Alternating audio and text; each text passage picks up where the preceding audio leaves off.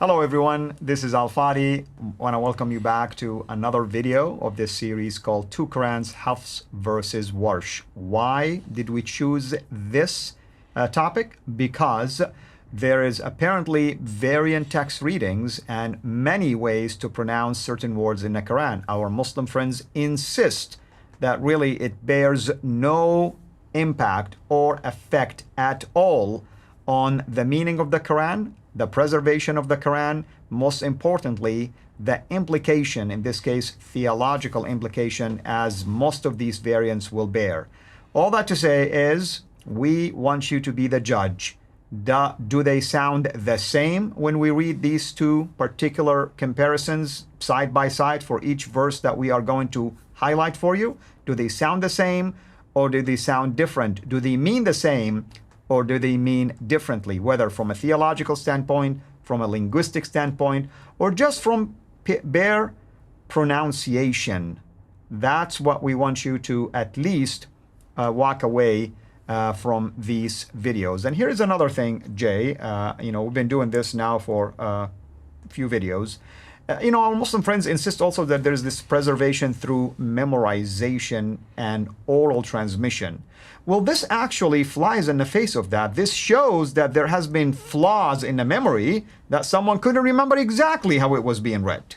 Exactly, and what we're going to find out, and what we have been showing is, if you memorize it just by changing one letter or changing one dot or one vowel, in this case we're looking at two vowel changes. We're looking at a vowel change, one from a kasra to a fatha, from an E sound to an A sound. How did they memorize it? Did they memorize it with the E, the kasra, or did they memorize it with the A? Well, it looks like the Egyptians, it's the E. It looks like with the Iraqis, it's the A. Does that change the meaning? Yes, it does. Let's take a look at chapter 2, verse 125. Now, I want to look over here. Oh, just point there to over there. Can you see that's right a kasra at the bottom? See the kasra below the kaf? This one right here. Okay, right. And here's the kaf here, and you notice it's actually... You're talking about the kha, right? The kha right there. There it is there. You can see a a above it, which is a fatha. Yeah. So there's a fatha here, there's a kasra there. That's an E sound, that is an A sound. To do it in Arabic and unpack it from Arabic. Well, in Arabic, Hafs sounds basically this way. وَاتَّخِذُوا. That's the kasra. That's the one. Right here. اتَّخِذُوا.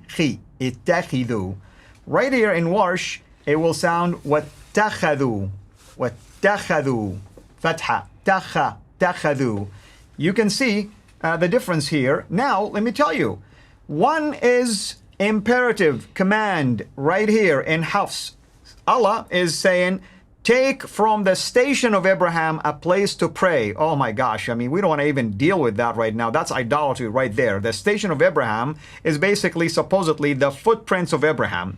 Take a place to pray. And you've seen that, you've been there. Oh yeah, absolutely. It's encased in golden, station with glass. You can see it right there. So here's a command, وَاتَّخِذُوا.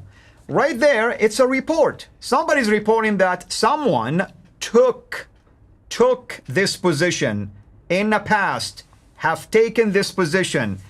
Well, is Allah asking people to do this for the first time?